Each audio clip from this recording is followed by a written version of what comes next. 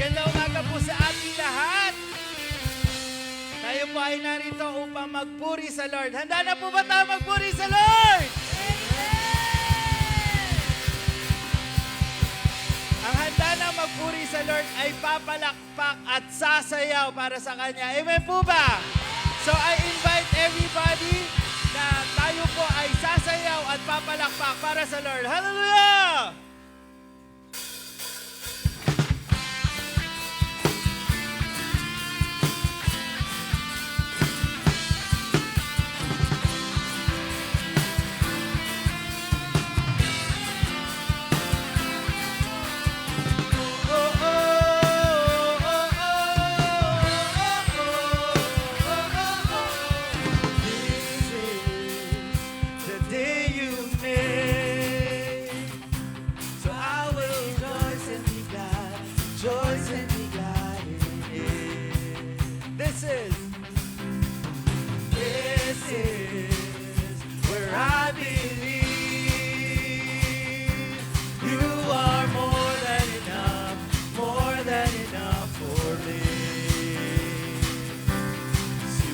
Faithful to your promise, you are strong when I am weak.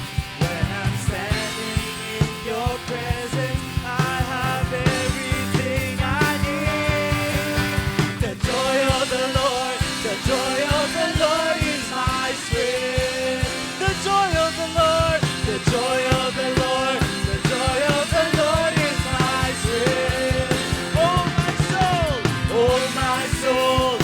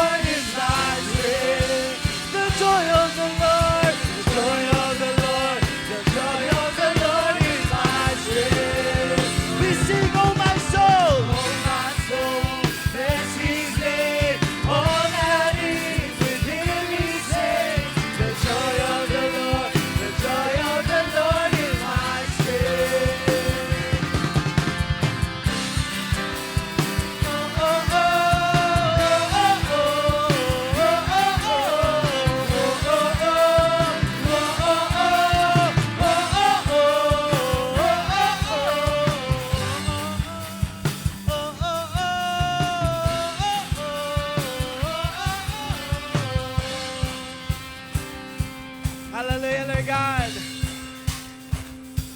Let your spirit fill this temple. We glorify your name. We lift your name.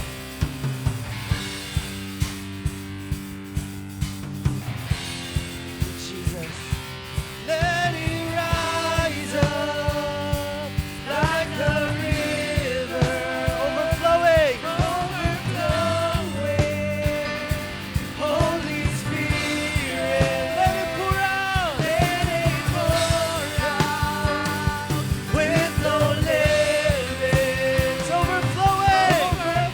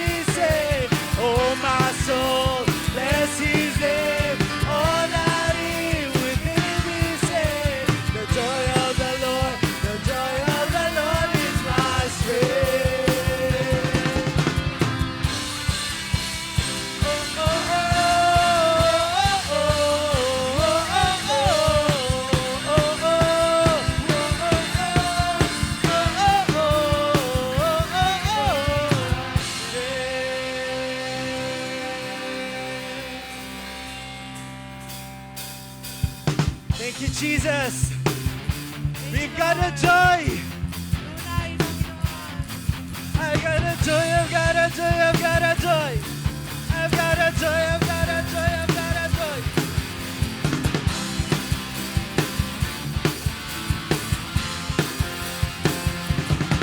I've got a joy, I've got a joy, I've got a joy. I've got a joy, I've got a joy, I've got a joy.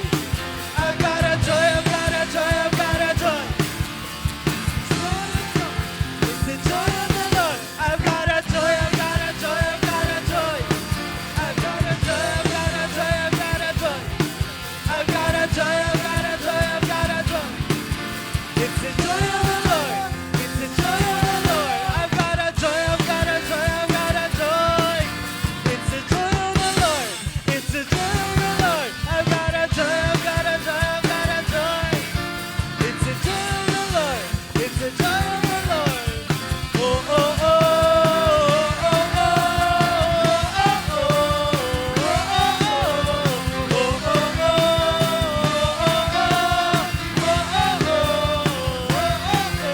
my strength. Thank you, Jesus.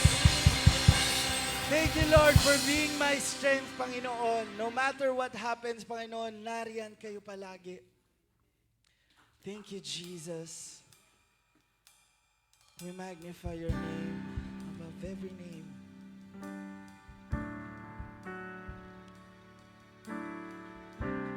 You are worthy of it all, Panginoon. Thank you, Jesus.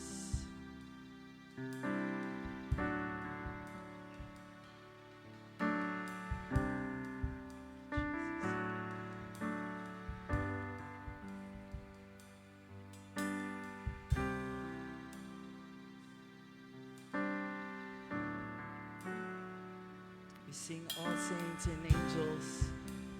Thank you, Jesus. All the saints and angels bow before the throne. All the elders cast their crowns before the Lamb of God and sing, you are worthy of it all. We sing, you are worthy of it all. You are worthy of it all.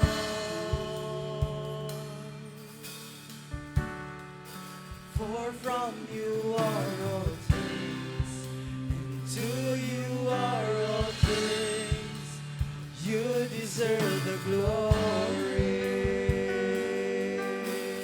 All the saints and angels, all the saints and angels bow before your throne.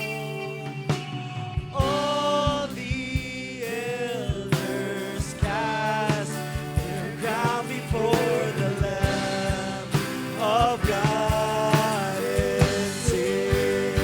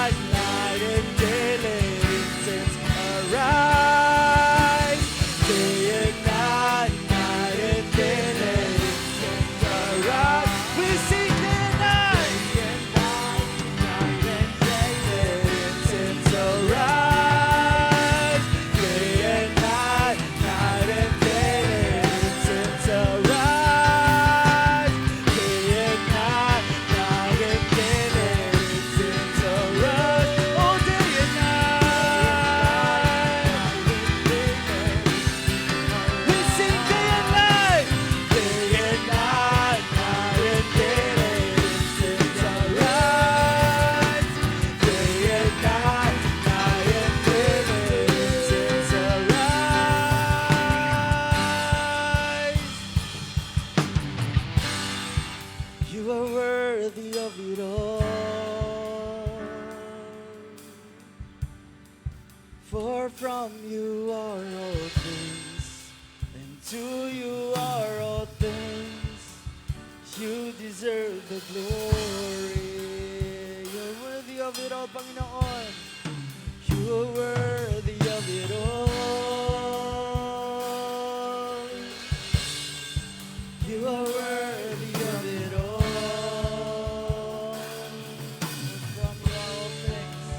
From you are all things. To you are all things. You deserve the glory. Death could not hold you. The veil torn before you. You silenced the boast of sin and grave. The heavens are roaring, the praise of your glory. For you are raised to life again. You have no rival.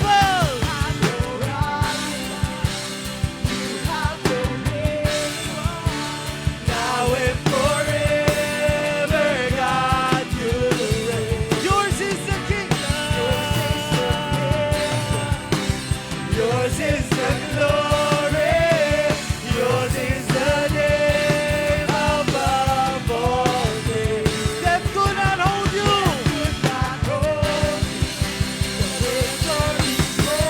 Yes, Father God, your name is powerful. Heavens are roaring, the praise of your glory. For you are raised to life again. You have no rival, you have no equal. Now and forever, God, you reign. Yours is the kingdom. Yours is the kingdom. Yours is the glory. Yours is the name above all names. What a powerful name it is. What a powerful name it is. The name of Jesus Christ, my King. What a powerful name it is. Nothing can stand against. Yes, Father God. The name of Jesus brings healing. What a powerful name it is. What a powerful name it is. The name of Jesus Christ, my King. What a powerful name it is. Nothing can stand against. What a powerful name it is.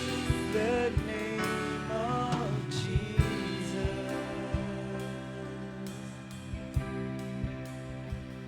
Your name is power. Your name is healing. Your name is life. You break every stronghold. Break every stronghold. Shine through the shadows. Burn like a fire. Yes, Father God, we give you glory. Your name brings healing. Your name brings power.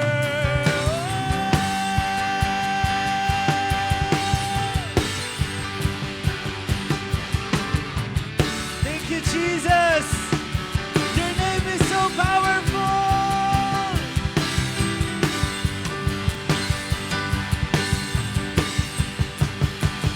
Your name is power.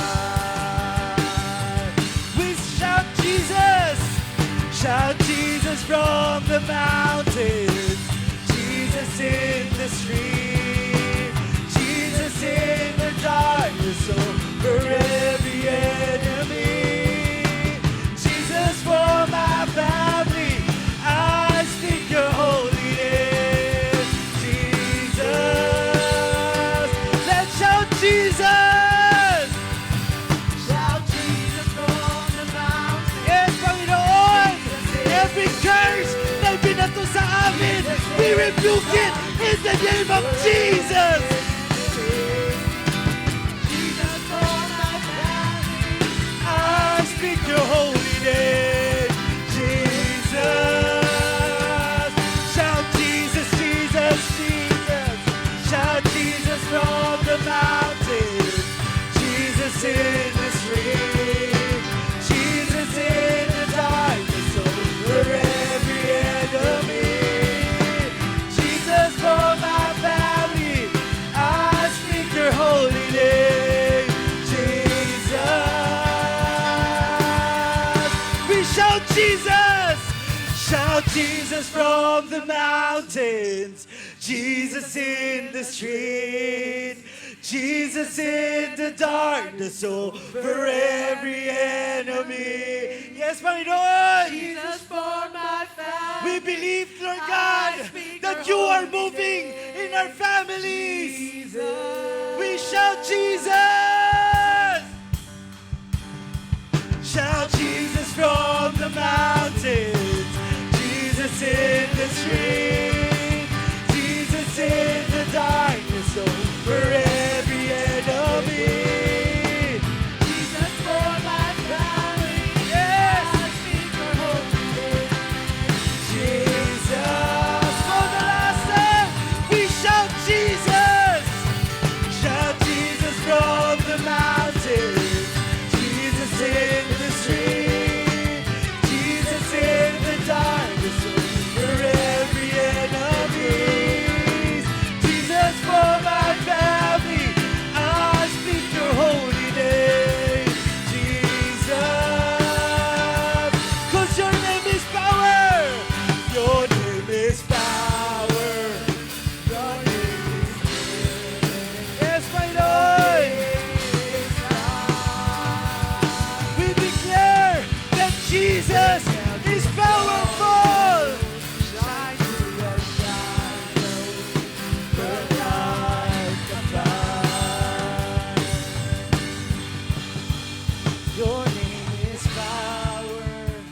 Your name is healing. Your name is life. You break every stronghold. Break every stronghold. Shine through the shadows. Burn like a fire.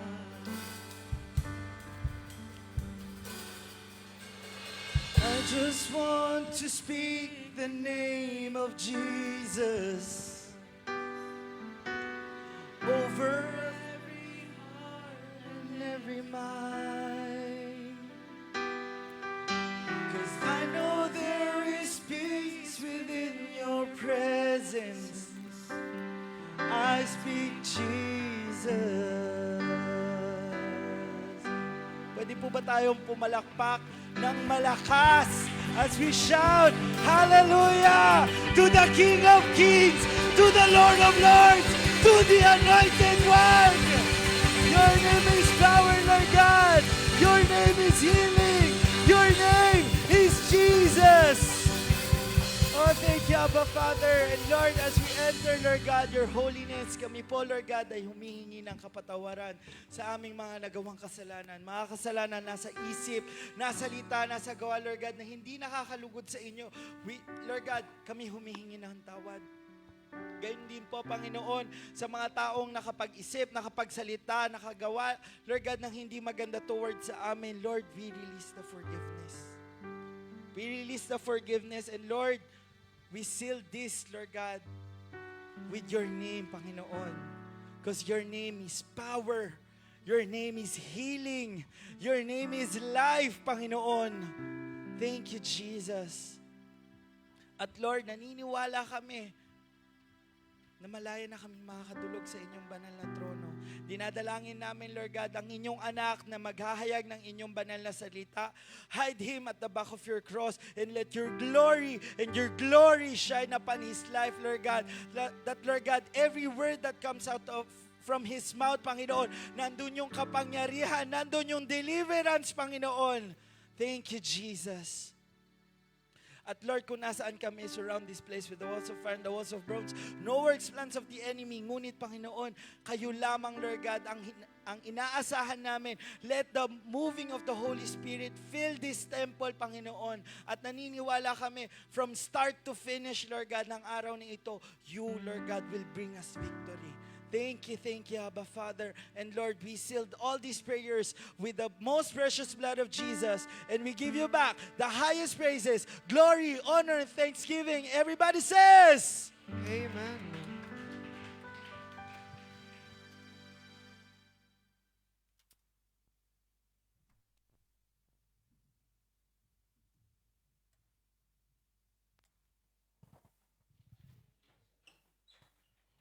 Praise, okay. Remain standing po tayo. Patuloy tayong manalangin sa Diyos sa oras na ito. Hayaan na ng ating puso na nabuksan during worship ay italaga natin sa Diyos. Ialay natin ating buhay. Hayaan natin tong oras na ito, ang pagkakataong ito, na siya lamang ang ating kasama. The Holy Spirit alone, the power of the name of Jesus, the power of His blood is enough. Lord, hingit dalangin namin sa oras na ito, yung samahan mo kami sa simula hanggang matapos ang gawain ito is enough for us. Iparanas mo sa amin ang kapangyarihan mo. Maramdaman namin ang presensya mo, Lord God. Mangunang Espiritu mo, O Lord God, na siyang kasakasama namin. At ni isang hakbang, isang tuldok na gawa at plano ng kaaway, hindi mo hahayaan. Balutan niyo po, O Lord God, ng banal na dugo ni Kristo ang apat na sulok ng lugar na ito. At hayaan niyo na lukubin ang presensya mo ang lugar na ito. Hayaan mo maluwalhati, O Lord God, ang lugar na ito. At ipinapaubaya namin ang gawain ito, O Lord God. Kayo lang, O Lord God, ang kasama namin. Wala nang iba. We cut all distractions sa aming kalagitnaan. Yung sandali na kayo ang aming pag-uusapan, O Lord God, nakatutok ang aming puso't isipan sa inyo. Sa inyo lamang matutok sapagkat kayo lamang ang aming itataas sa aming kalagitnaan. Tanggalin mo, O Lord God, lahat ng bitbit namin sa aming puso para itong kakulangan nito kayo, O Lord God, ang magre-restore, O Lord God. Kayo magpupuno ng aming mga puso. Lalapit kaming hungkag sa oras na ito, O Lord God. Tinatanggal namin laman ng aming puso't isipan. Hayaan niyo ang iyong salita, O Lord God, ang siyang magpuno sa aming puso't isipan. At sa oras na ito, O Lord God, sa lahat ng aking mga kapatid na narito, hayaan mo, O Lord God, na maranasan at maramdaman nila ang presensya at init mo sa kanilang mga buhay. At matutok lamang sa inyo, O Lord God, ang aming mata, ang aming isip, ang aming tainga. At buong mong hayaan na anumang gawa ng kaaway sa iyong kalagitnaan. Minsan pa, Father God, sa iyo muli ang pinakamataas na papuri, pagsamba at paglulhati sa pangalan ni Jesus. Amen. Palakpakan po natin ang ating Diyos na buhay. Hallelujah. Praise God. Lahat po ba tayo ay na-bless? Lahat tayo ay pinagpala sa simula pa lamang ng ating pag-aawitan. And of course, we have to declare Luke 4:18-19. Sabay-sabay. The Spirit of the Lord is upon me because to preach the gospel to the poor, to preach deliverance to the captives, and recovering of sight to the blind, to set liberty them that are bruised, and to proclaim the acceptable year of the Lord. Our Lord God, Jesus, is the Anointed One. Amen po. Alam niyo po, ang Jesus, J1 culture, lagi natin sinasabi yan, linggo-linggo na po. Meron ba tayo na practice na kahit isa? I am a blessing. You are a blessing to your katabi. Dapat yung mga katabi nyo, nabigyan nyo na ng pagpapala ngayong taong to para masabing, I am a blessing. I am anointed. Kakaiba talaga kayo. Iba't ibang ganda ng JA1. Talagang nagniningning. I am a deliverer. I'm a good follower. I don't destroy. I build. Okay? Yun ang pinaka-importante. Number 5, I don't destroy. I build. Number 6, I'm not.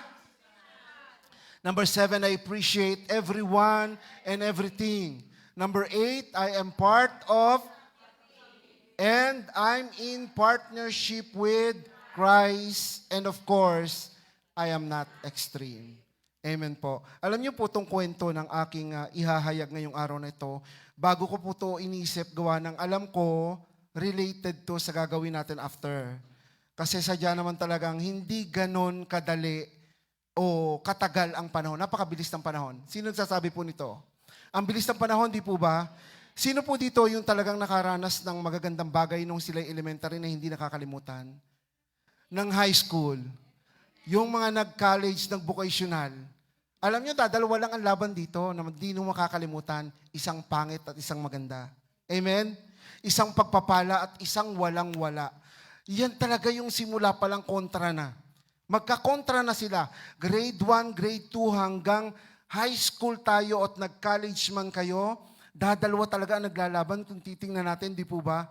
Maraming bagay na hindi tayo nakakalimutan na ang gagandang bagay. Bakit kasama rin yung mga pangit na bagay? Di po ba? Kailangan ba talaga mag-remain sa isip natin yon? And how about the message of the Lord that we have to forgive and forget? Parang yung pangit, wala na yan.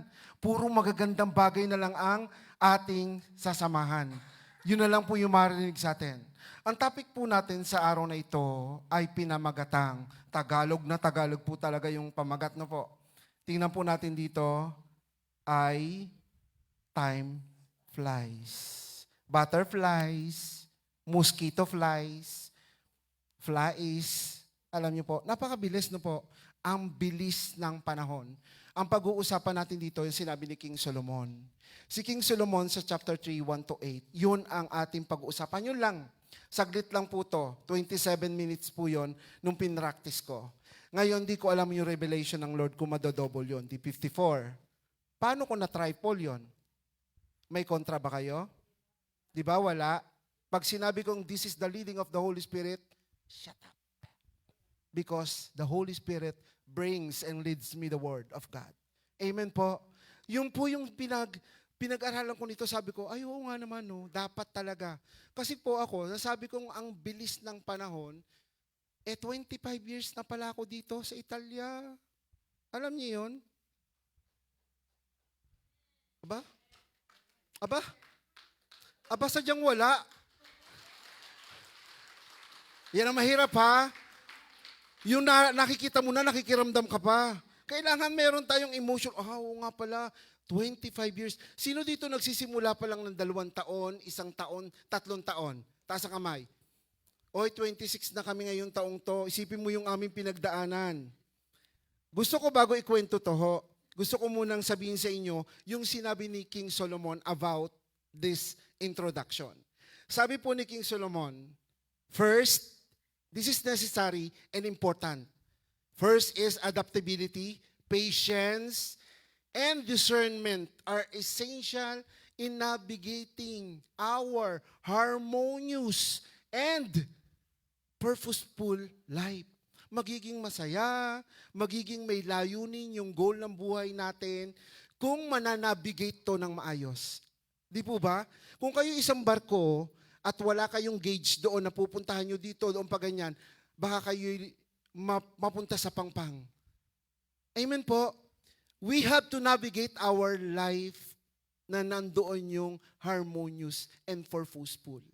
Ibig sabihin, may purpose si God sa inyo, tapos masaya at maayos ang pakiramdam ng bawat isa at tayong lahat. Amen po.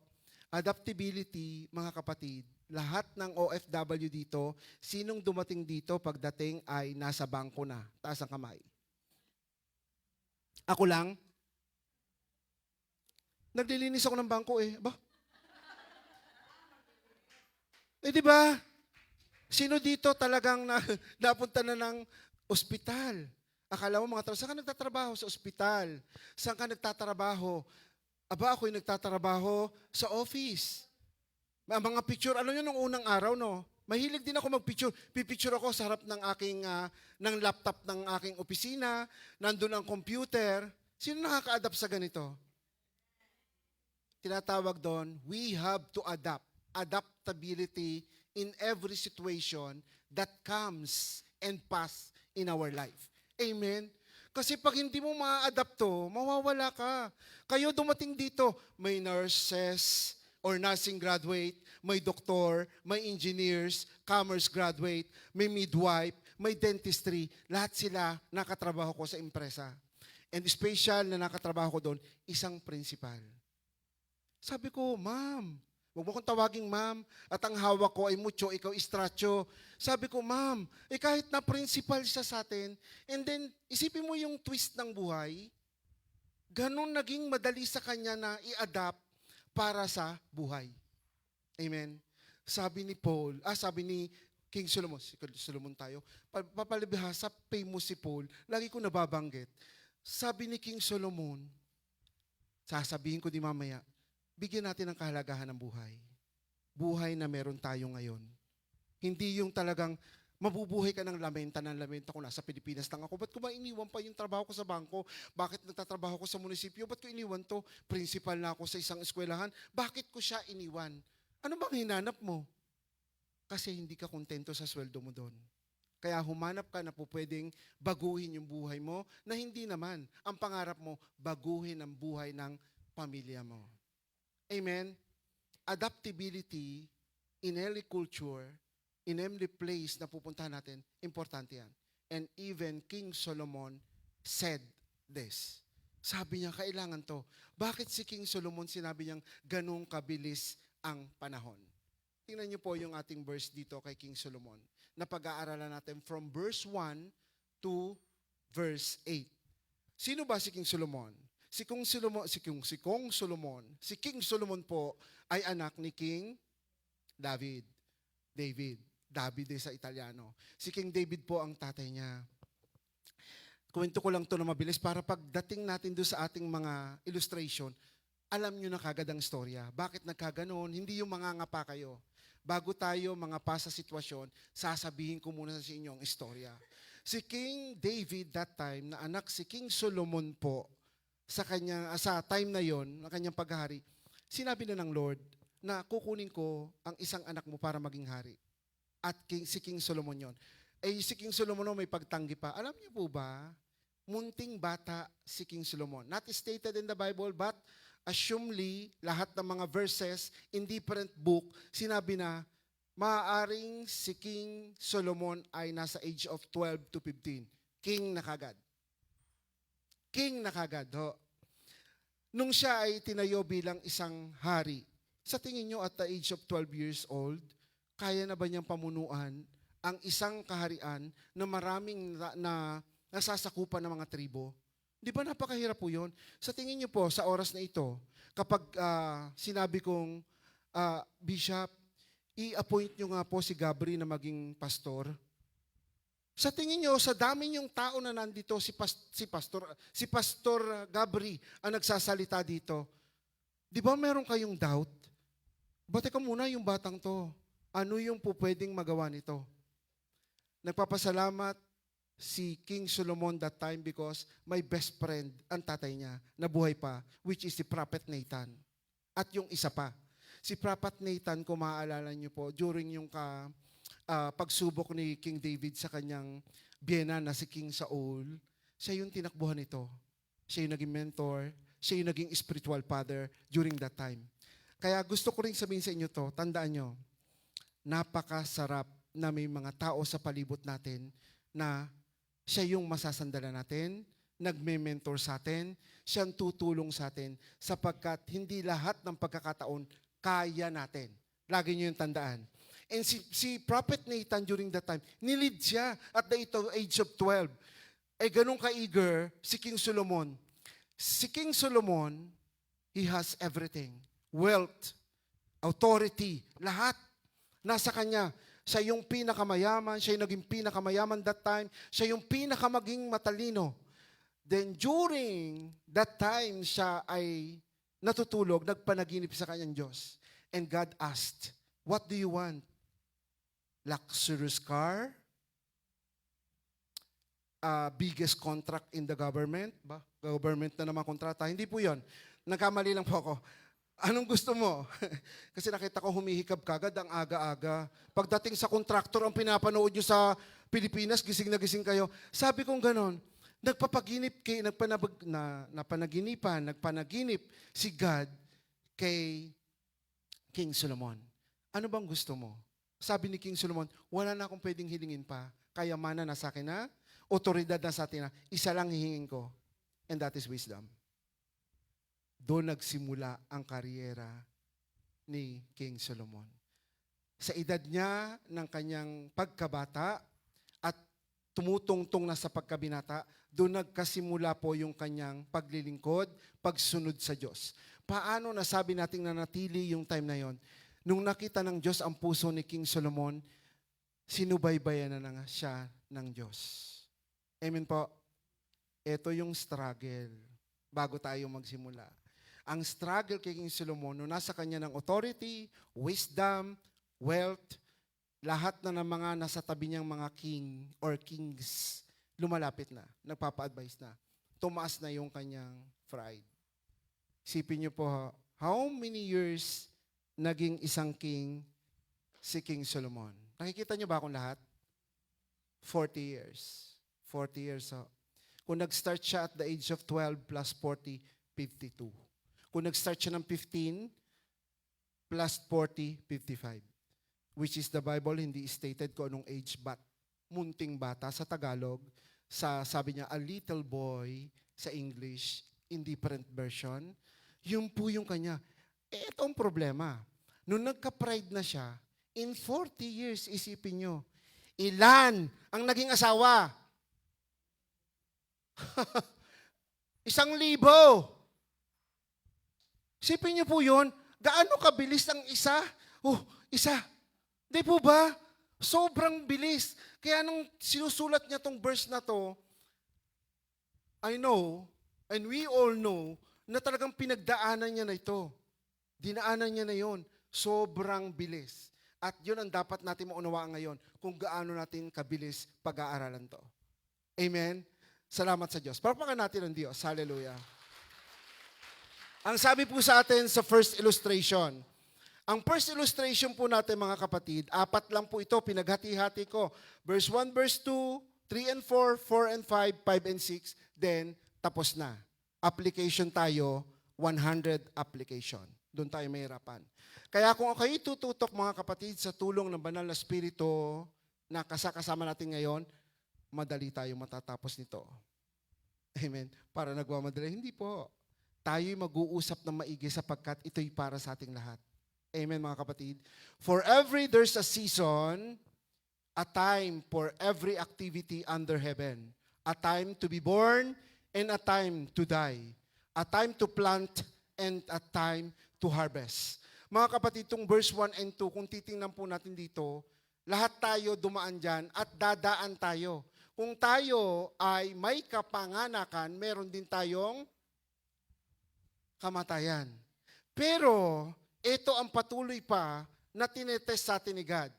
Ang marunong magtanim ay merong, ang marunong magbigay ay may. Isipin niyo po, yun lang yung sa atin. Yun yung length natin ng buhay natin sa mundong ito na gustong ituro ng Diyos. O ikay nabuhay, nakakilala ka sa Diyos, matuto kang magtanim para ikay may aanihin. Not literally sa fruit or plant. Anything. Kailangan mo magtanim. Kailangan mo magbigay para ikaw ay bigyan. At kailangan mo magtrabaho para ikay may sasahurin. Lahat po yan nandoon. Kailangan mong magpagal sapagkat hindi lang pagpapagal ang ibibigay mo sa iyo, sapagkat ang Diyos mismo ang magpapala sa iyo. Since itong ating pagtatanim na nasabi ko naman, hindi ko naman to alam, ang asawa ko na lang ang bahala dyan. Taniman mo, ang nilalagay dito, lagay nyo lang po sa ibabaw dyan. Ito pong tanim na to, mga kapatid, isang malaking pagpapala sa atin. Once you put your plant, declare it. Kasi lahat tayo nakakaranas nito. Declare that your plant will be fruit. Makukuha natin lahat yon. At kung halimbawa tayong lahat ng mga anak ng Diyos ay nakakakilala sa kanila, sinabi to during that time ni King Solomon. Natuto si King Solomon kung paano magtanim. Natuto siya kung paano umani. Not literally sa plantation, sa fruits, pero lahat yon nakakita ng bunga. Ang aga pa ng bungang ito. Alam niyo po ba yon? Amen. At sabi po dito, sa ating, in every verses po natin, may apat tayo mga kapatid na pag-uusapan. Sabi po dito, and everything has its time. Ang lahat ng bagay may talagang oras para sa atin. Amen? Nung dati yung kabataan, may panahon tayo ng mga kabataan, mga kapatid. May panahon tayo na nagbibinata, ay may panahon tayo na dalaga at binata na, at meron tayong panahon na tumatanda na. Yun po yung ating pag-uusapan. Kala ko talaga itong pagtatanim natin, ako pala na i-interact. Pero anyway, that is a blessing. Tandaan nyo yan. Pagpalain kayo ng Diyos sa buhay nyo. Sabi po dito, ang bawat bagay, merong panahon sa atin. At yung panahon na meron tayo, hindi katulad ng kung sinong nasa tabi mo o yung pamilya mo. Magkakaiba tayo ng panahon sa atin. Amen? Ang importante, everything has its time, but important is acceptance. Kailangan mong tanggapin. We should accept the natural cycle of life, knowing that each season will come and go. Meron darating at merong mawawala. Alam nyo, dito sa congregation natin, lahat tayo magkakaibigan, lahat tayo magkakapatiran, pero it is not permanent. Do you believe on that? Isang idlap lang pwedeng umikot.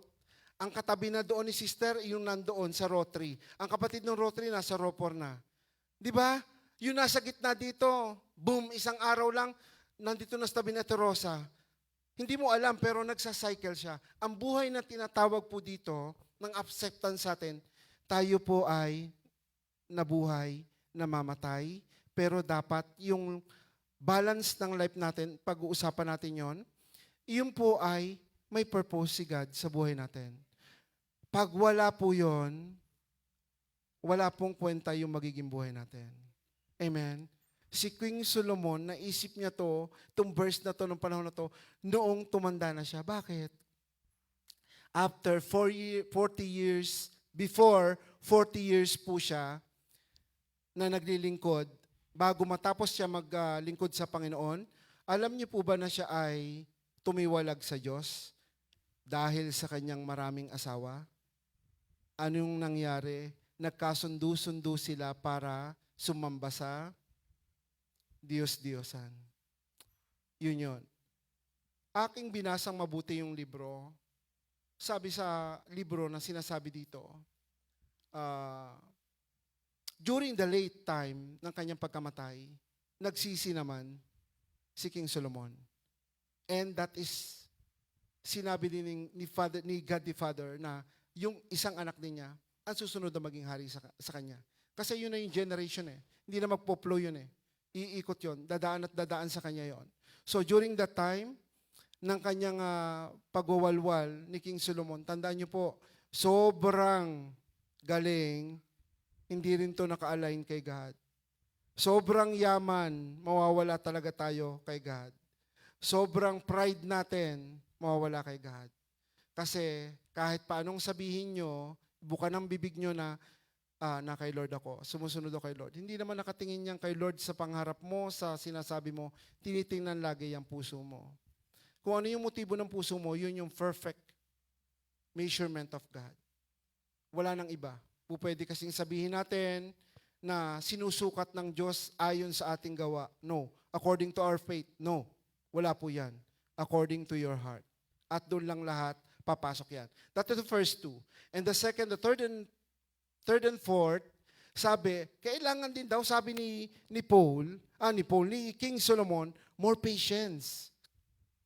Magtiwala tayo sa tamang oras, yung perfect time na binibigay ni God. At bawat panahon, meron niyang katapat na layunin ang Diyos sa buhay natin. Siguro at the age of 40, doon kayo nakakilala kay God, doon pa lang talaga kayo magse-serve kay God. Doon pa lang kayo makakakilala ng gusto kay God. Amen po? Sino po dito at the age of 37 pataas yung saan lang nakakilala kay God? Mapalad ang mga bata na yan na mas bata at mura sa atin. Amen? Na silang gagamitin habang bata pa. Pero tayong mga magulang, we will guide them. Kasi yung edad nilang yan, like King Solomon, like David, mapupusok po ang mga kabataan ngayon. Alam niyo po yun? Kahit sabihin niyo pang, i-gather natin lahat ang mga bata sa church. May kanya-kanya pa rin talaga silang espiritu na sometimes talaga may percentage ang evil spirit sa puso nila at isip nila. Do you agree on that? Mga kabataan yan eh. Kaya ang mga nanay, tatay, pukpok in prayer.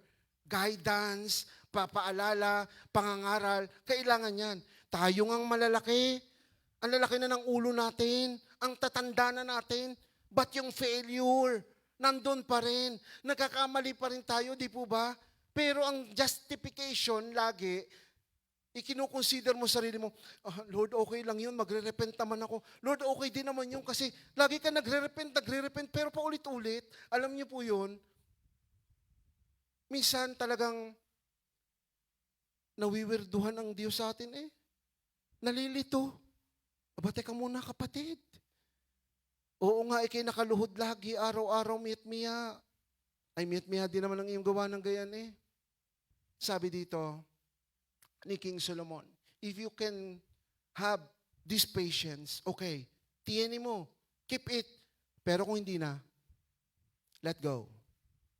Kasi kung yan lang makakasira sa Christian life mo, layo. I have to stand my own with God alone. Wala po tong specific na sinasabi kung sino, pero pwede yung asawa mo, anak mo, pamilya mo, best friend mo, nakakasira ng diskarte sa pagiging Kristiyano. Di po ba? Ang part ng family, ang gusto ni God buo, ay sila rin naman lagi ang una mong distraction. Do you believe on that? Ay, di perfect kayo, pagka hindi. Sila lang talaga, kasi paggising at pagmulat mo sa umaga, sila yung kasama mo, sila yung nakikita mo, kasi meron tayong individual character. Yung character mo, hindi mo pwedeng igaya sa kanila. Yung way of service mo kay God, hindi po pwede yung kanila ganun din. Hindi po ba? Mayroong nahuhuli. At alam niyo po ba, ang kailangan talaga sa mga tatay at nanay, more patience para sa kanilang anak. Minsan pagising mo, sinabi ni Reb na maaga tayo, 9:30. Ano ba? Teka lang, mag-uunat pa ako. Teka, maliligo ka na. 3 tayong maliligo. Sinong una, anong oras, anong pasok? Di ba? Ganun tayo. Kailangan bababa tayo ng 8 o'clock, 9 o'clock, 10 o'clock. Relate po ba kayo? Ay di maganda. Na-relate tayo. Kaya yun yung pinakamaganda sa atin. Hindi maaga kami. Maaga kami ngayon.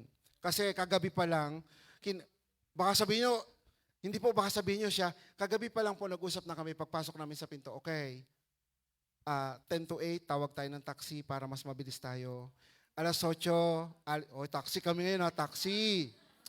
Saksi. Saksi kami ngayon, saksi. Saksi, hindi ni Jehovah. Saksi kami ni Jesus Christ. Sabi ko sana, okay, sinong unang maliligo? Sinong pangalawa at sinong pangatlo? Siyempre po, isang banyo namin doon. Ganun po naman tayo sa bahay, di po ba, sa pamilya. Okay, pag na-late ng 5 minutes yung isa, nandun na yung isa, 5 minutes na, ganyan, ganito. Ako naman po sa akin, 3.5 minutes lang, basa na yung buhok ko. Doon sa dalawa ko, isang 15, isang 27 minutes. Di sabi ko, yung isang oras talaga, yung preparation ng banyo namin. Medyo, nare-relate ko sa inyo kasi nakaka-relate din kayo dito. Hindi naman dalawa ang banyo namin. Pero ang kagandahan nito, pagtulog pa lang namin kasi pinag-usapan na namin to, di kami dapat malate. Kasi nakakahiya naman talagang dadatnan mo dito, 10 na silang nag-aayos dyan. Part natin tong day na to with God. Sabi kong ganyan, una, kailangan talaga natin ng collaboration, ng teamwork, at sama-sama talaga. Kasi pag sinabi mong, kailangan ka talaga ng discipline sa sariling, kailangan I wake up at 6 o'clock, ganito, ganyan. Maganda nga pag nag-iisa ka lang sa bahay eh. Di po ba? Katulad ng isang kapatiran natin dyan. Tinan nyo, nag-iisa lang siya pero wala pa siya dyan. Late pa rin. Pasok tayo dito. Sa Romans 8:28 sabi dito, and we know that in all things God works for the good for those who love Him. Simple lang. Aakayin kayo ng Diyos, susuportahan kayo ng Diyos, pagka mahal nyo siya, i-guide kayo. Walang problema, walang letting go, walang acceptance because God is with you. Madali lang pong i-accept kasi ang Diyos nasa inyo. Yun po yun ang gusto ng Diyos. Yun ang gusto sa ating lahat. Second illustrations natin mga kapatid, galing muna tayo sa Psalm. Sabi ni King David, in times, my times is in your hand. Deliver me from the hands of my enemy for those who pursue me. Sipin niyo po yun, yung time ni King Saul at saka siya. Nagpe-pray lang si King David. Kaya kayo mga kapatid sa tahanan, pag nakikita niyo gaya, no, Lord, deliver me on my enemy. Asawa mo pala yun. On my enemy. Anak mo pala yun. Parang ang hirap mag-pray to. Si King David naman to. Kasi nga, biyenan tong kaharap niya that time. Di po ba? Pero sa Jeremiah, sinabi dito, sabi niya, for I know the plans that I have for you. Alam natin lang yan. Plans to prosper and not to harm you. Plans to give you hope and future. Manahan tayo doon. Pero pag hindi natin gagawaan, pag didesisyonan yan, naka-stack up tayo dyan. Pero sa madaling sabi, sa pagdidesisyon kasi sa buhay natin, nawawala tayo sa plan ni God. Pero ang pinakamaganda nito, si God lagi tayong kinakalob. It's not my right path. You have to go on this way. Kailangan natin pagdesisyonan nyo. Mahirap nga lang po. Second illustrations natin mga kapatid.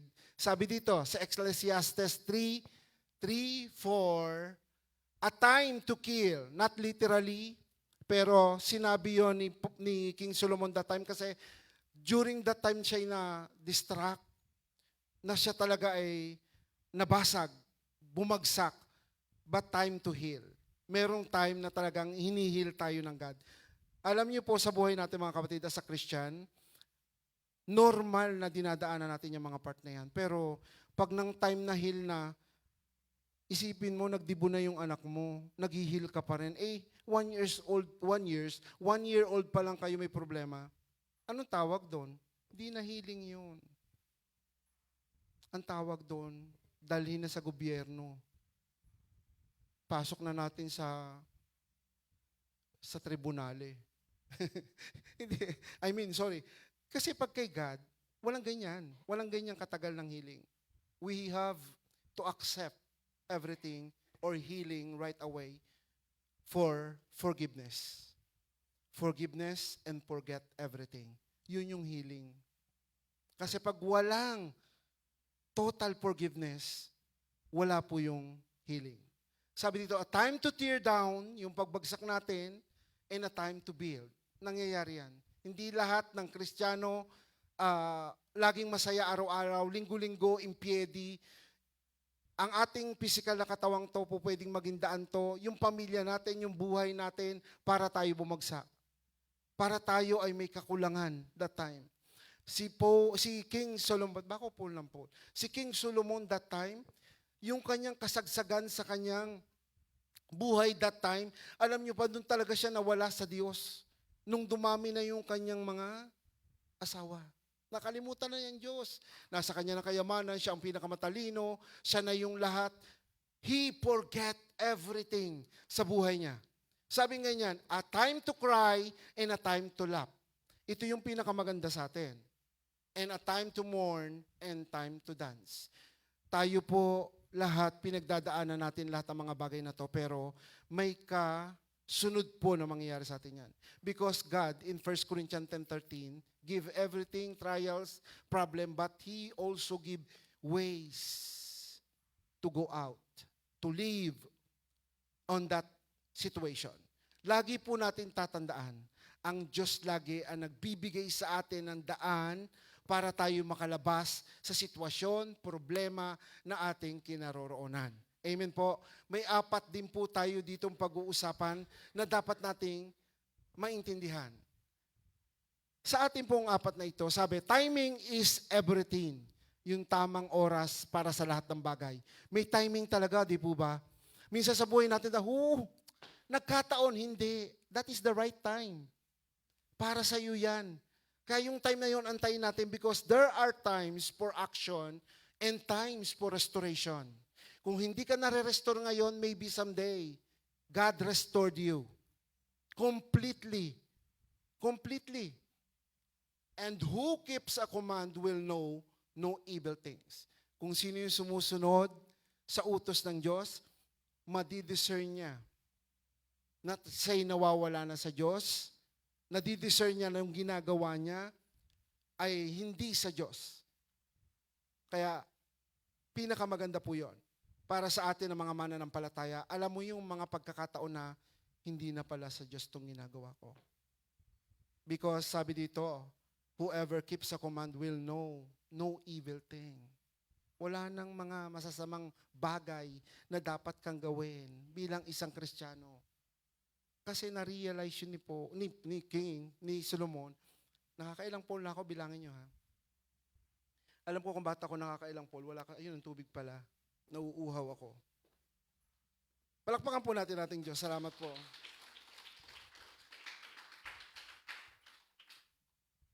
Sa buhay natin mga kapatid, hindi lahat ng pagkakataon na dinadaanan natin, let's say, sabi po dito, may mga bagay sa atin na kailangan nating balansehin.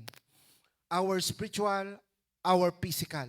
Pareho yun, babalansin nyo. Kasi kung hindi nyo mababalance ang physical nyo at spiritual, magkakalaban dito ang Holy Spirit and flesh. Amen? Kung ano yung gusto ng katawan mo, yun ang susundin mo, but it is not good for the Holy Spirit. Kaya nga po magkalaban sila eh. Yung Holy Spirit lead us to become holy.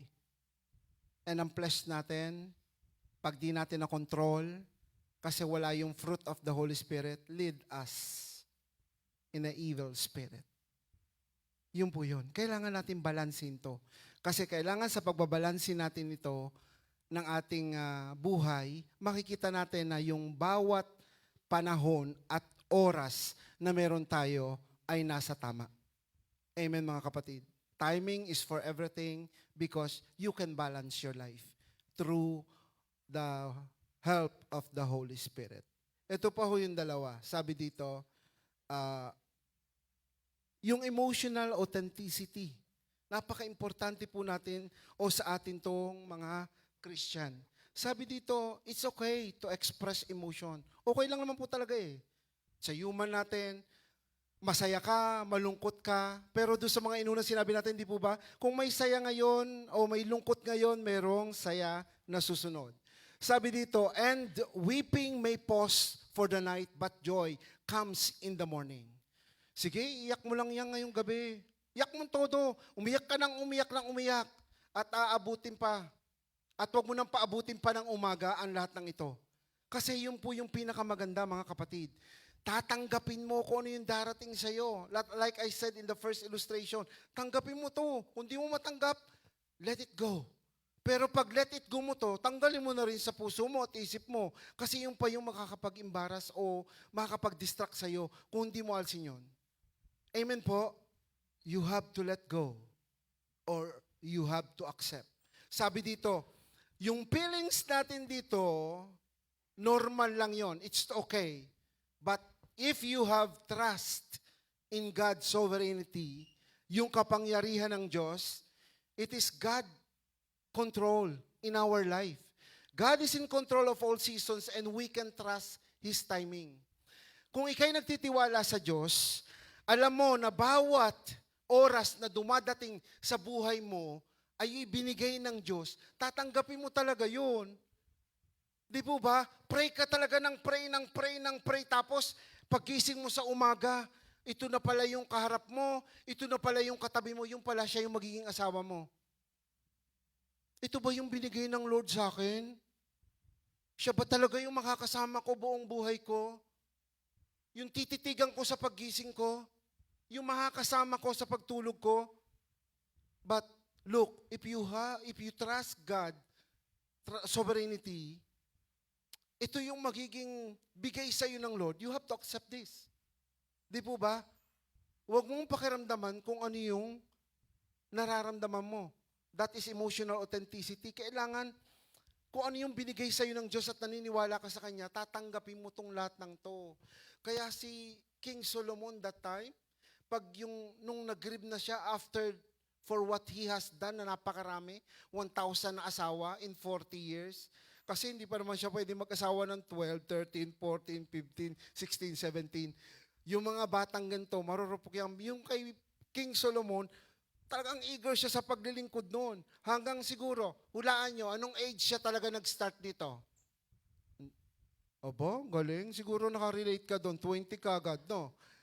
Hindi po. Nag-start siya ng 17, sabi ko. Nagka-girlfriend siya ng 2. Sabay-sabay na. Alam niyo po ba, pagka nandun yung authority, power, wealth, alam niyo po ba yung 3 problema nang tinatawag lagi, naririnig ko na to, yung gold, girls, and glory.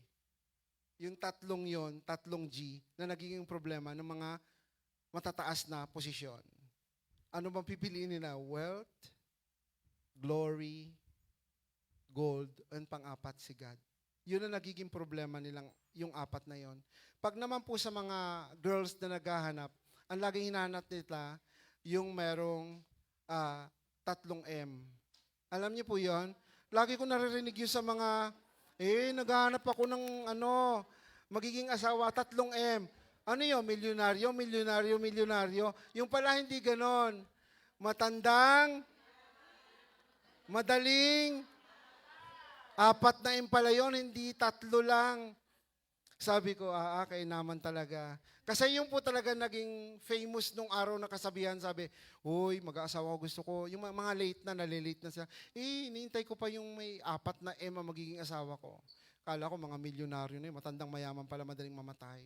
Pero dito, sabi dito, may mga pagkakataon, sabi po ni King Solomon, merong time to scatter stone.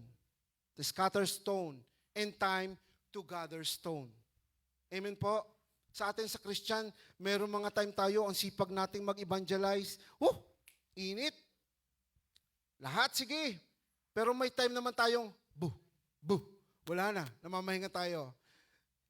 Mayroon time tayo to embrace and time to repraise, embracing. Yung yayakapin natin yung isang sitwasyon, kung anong meron tayo, at meron namang nanlalamig tayo. Okay na lang to. Di ba? Pag birthday mo, kailangan yakapin mo yung sitwasyon na meron ka. Pero alam ko, pagpapalain ka ni God. Sabi mo, amen. Birthday nyo ba? Hindi sila. And sabi dito, and a time to seek and a time to lose. A time to keep and a time to throw away. Sobrang damihan nun. Meron tayo mga panahon na ititiyanin natin at meron time na itatapon natin. Pero alam ko mga OFW, in the early times, no, may mga nanay dito, ang hilig pa rin magtabi ng ang dami mga bigay ng amo, damit-damit na po.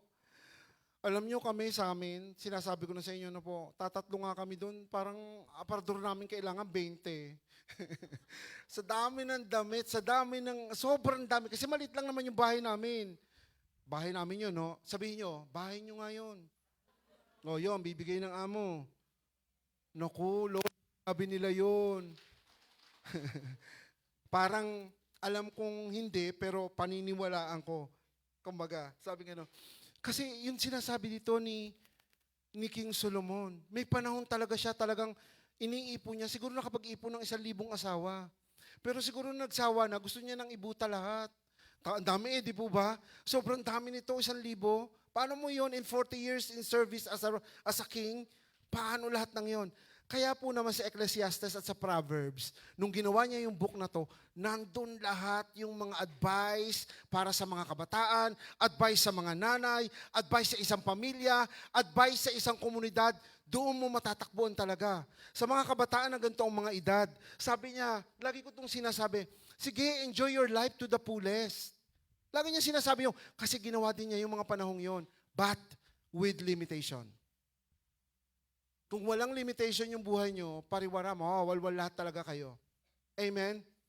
Kaya sabi niya ganun, At alam niya kung paano yung kaligayahan ng isang kabataan, kung paano dadaanan ng isang kabataan. At sinabi niya yon. Sinabi niya lahat ng yon. At napaka-importante po nung para sa atin.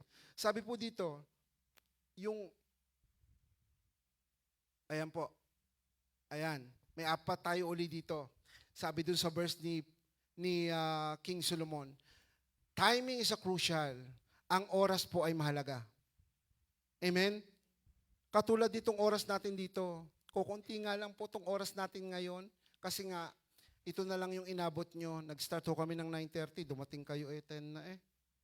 Kaya kukunti na lang ang inyong Pero okay lang yan. Andito naman tayo sa climax, sabi nga sa kasinihan. There are times for action and times for restraint or self-control. Mahalaga. Kasi kung anong merong oras kayo na pinahahalagaan nyo, kontrolin nyo rin ang sarili nyo. Ingatan nyo rin to. As a Christian, alam mo nang on fire ka, pero wala kang self-control, pwede kang wasakin o pwede kang dambahan ng kaaway right away. Dambahan na yun na po. Because ang kaaway is like a roaring lion. Sa harap natin, pwede kayo sakmain lagad kayo anytime. Pupwede. Kasi tayong nandito sa loob ng church, nakikinig tayo ng Word of God. We're listening to the Word of God. We apply in our life. Pero bakit ang hirap kontrolin yung emotion natin kapag napindot o natusok ang ating puso? During preaching, during narinig mo lang sa katabi mo, nabasa mo lang sa YouTube. Ang galing pa nga natin pag tayo ay nakikinig ng mga Christian song, sa pinakamaganda pag natouch yung puso nyo, di po ba? Kahit nag-iisa ka, umiiyak ka. Kahit nag-iisa ka, nagsasalita ka kasi gusto mong kausapin si Lord. Kung titingnan ka ng nasa malayo, sabihin ba, ano kaya yun, Luka? Luko. Di ba mayroong ganung pagkakataon? Noong isang araw nga, hindi ko alam kung gabi yon, yung aking mabait na anak dyan, sabi sa akin, anong kinakausap niyo dyan? Ganyan ba kayo mag-practice ng preaching? Sabi ko, syempre. Sabi, ako hindi ko kanyan. Ako nagsasalita ako para mas sa akin. Meron ganun talaga po. Yung kung yung pinag-aaralan mo, gusto niya talaga vocal. Ganyan. Sa akin hindi, nakatitig akong ganyan, nakatingin ako. Tapos sabi ko, bakit to ganyan? Ganyan kayo? Sabi ko, hindi. Kasi si mama mo ayun nakikinig. Ikaw nakikinig din dyan. Di ako ganito na lang ako. Isa lang naman yung pwesto namin, paikot-ikot kami. Nasa kama yung isa, nasa upuan ako, yung isa nasa sala. Pero hindi yung magkakahiwalay. Isang pwesto lang ho yun. Ang nakahiwalay lang po yung kwarto ni Mateo. Sa amin, yung kwarto namin, nandun na yung salas, nandun na po yung living, dining, at saka yung room namin sa isang ikot na yun. Then meron naman po kaming kutsinoto doon na maliit. And then yung kabila, kwarto ni Mateo, sa kanya solo niya yon. Sa amin lahat yung ikutan na yon. Kaya nung time na yon, ganyan po pala kayong mag-aral ng pagpipreach nyo. Ako kasi mag-aaral, nagsasalita akong ganyan, nag-gesture ang kamay ko, walang boses. Pinansin ako. Sabi ka, bakit kayo ganyan mag-aral? Sabi, hindi daw niya kaya yung ganon. Kailangan siya nakatayo, nagaganyan, para nagre-report sa ano. Kasi meron talagang ganon. Ganon din naman ako. Kaya lang hindi kami pwede magsabay-sabay sa isang pwesto. May nanonood ng tanggol. Ay, yung isa naman nag-aaral na ipagtanggol. Sabi ko, kainaman talaga to. And of course, mahalaga po ang oras natin. Kaya kailangan, we have to balance our relationship. Amen? In the family, community, church, balance our relationship. There are times to be close and there are times to maintain distance. Kapag alam mong, pag ako'y katabi kita, nangangate ko, layo.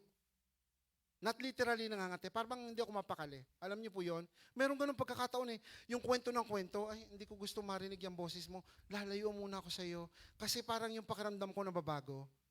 Ako lang ba yung ganon?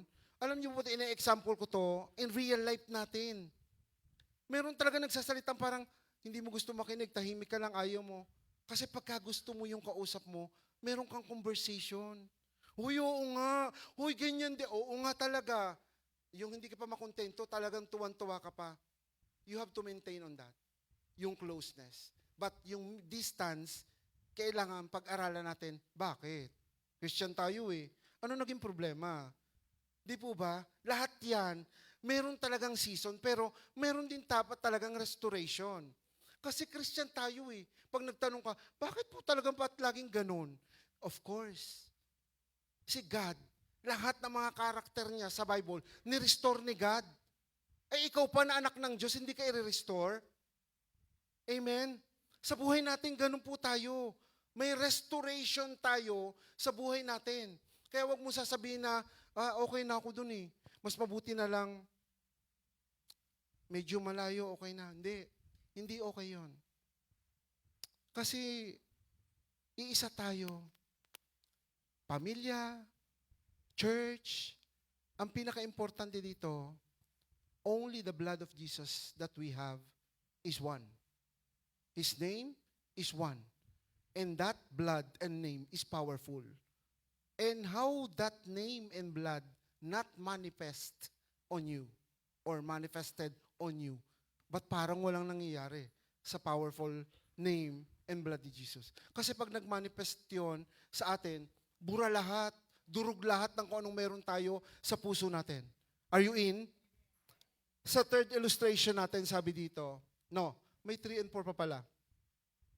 Under noon. Letting go and holding on, katulad din yon nung sinabi ko kanina.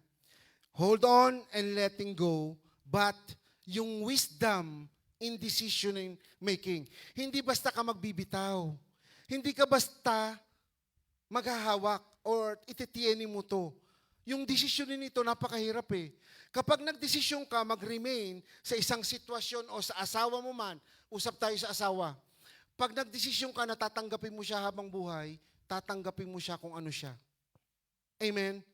Isang desisyon na paninindigan mo. At yung paninindig sa desisyon na yon, kailangan kasama lagi si Kristo. Di ba? Hindi lang lagi tayo mga kapatid na sasabihin mo, it's better to letting go. Sometimes we need to release things and sometimes we need to hold on. Katulad ng mga damit sa estante nyo na hindi nyo sinusuot ng 4 na taon na. Release. Nakita nyo yung amo ko? Ang amo ko, nag-check siguro doon sa kwarto namin. Aba, sabi, teka muna, parang hindi ko kaya yung mga damit nyo na meron kayo. Eh, syempre sa akin matanda na 102. Bilang eh, yung sa aking matanda na pambahay sa 1 linggo, isa. Sa susunod na linggo, isa. Yung pangginaw niya, isa. Susunod, isa uli. Pagdating ng summer, isasampay sa labas lahat yon. Paiinitan ng 1 linggo. Tapos itatabi. Ganon po sila. At ang mga amo, kapag hindi na nila susuot, tapos pamimigay na nila. Bibili sila ng gusto nila. Tayo, hindi eh. Hindi na kasya kasi pit na sa ganare. Sasabihin, ititiyeni pa. O teka, kami lang ba yon? Kami lang yon? Di ba? Isipin nyo, gaanong dami ng jacket kayo meron sa bahay nyo? Gaanong meron kayong jakone, pantalone, di po ba? Panitone, na hindi nyo man nakakain, ayaw ibigay. Guys, we need wisdom in decision making. Hindi na pala eh. Tapos pag inamag na, ang daming itatapon. Tapon nyo na yan, ganyan. Nag-aalburuto ka sa sarili mong ginawa. Kasi itiniyeni mo yan. Kasi ang mata natin, sadyang kayang-kayang linlangin kung paano tayo, kumbaga parang maaakit sa nakikita natin. Huy, ang ganda naman yan. Bigay ng amo ko, pwede ba sa akin yan? Kasya sa pa ako. Pagkabigay sa'yo, nagustuhan mo ngayon, di mo naman sinusuot pagdating sa bahay. Di po ba? Kasi nagustuhan mo lang yung time na yon. Kailangan ma-discern din natin yung act when we wait something or to hold on something.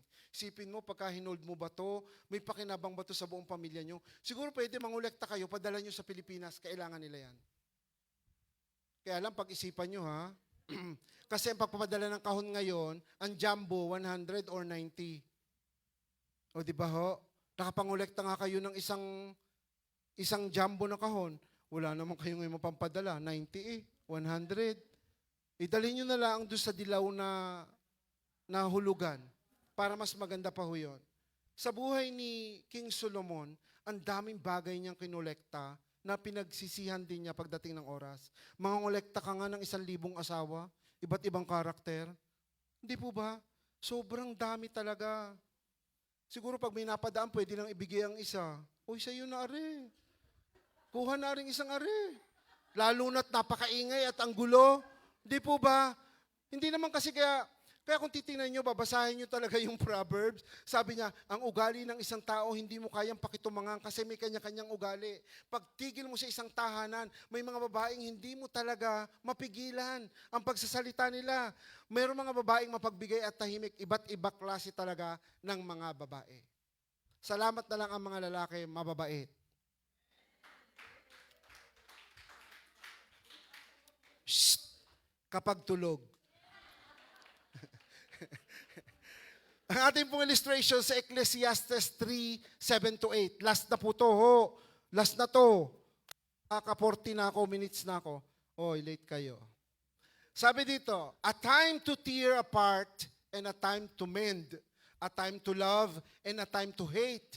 A time for war and a time for peace. Lahat yan binibigay sa atin. Pero ang pinakamaganda dito, yung peaceable side at the last part no po.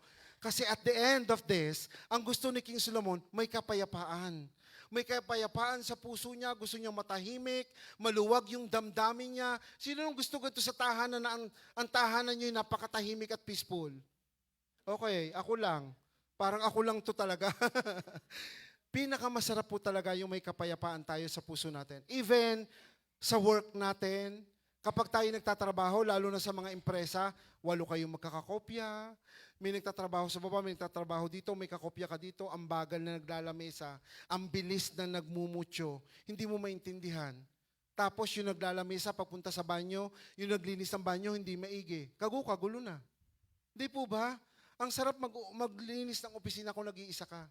Lahat ng reklamo sa'yo, lahat ng problema sa'yo. Kasi wala nang silipan eh. Sino nakaranas na nag-iisa sa opisina? Ako lang? Tama yon, masarap yung ganon. Nag-iisa ka, wala kang problema. Kahit na pag nagreklamo, tawag sa'yo. Hindi yung pag nagreklamo, turuan kayo.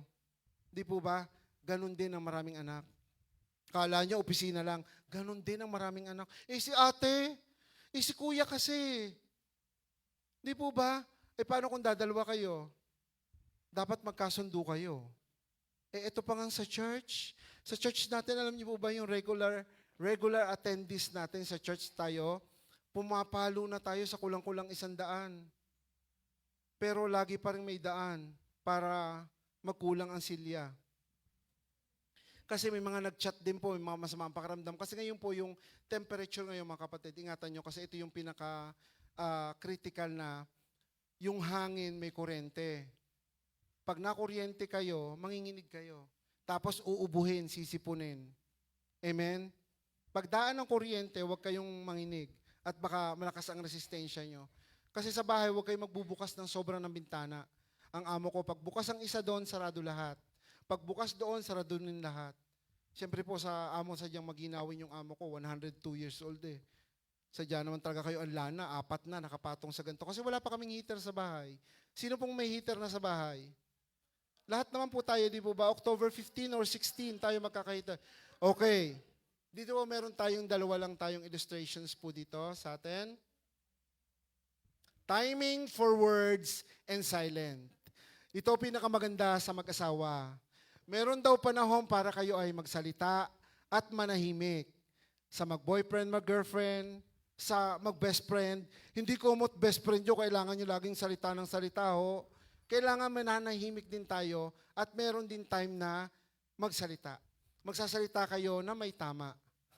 May tama, no? Yung tama po sa inyong sitwasyon at pagrelasyon. Sabi dito sa Proverbs, which is according also to King Solomon, a person finds joy in giving ang APT, apart, reply, and how good is timely word.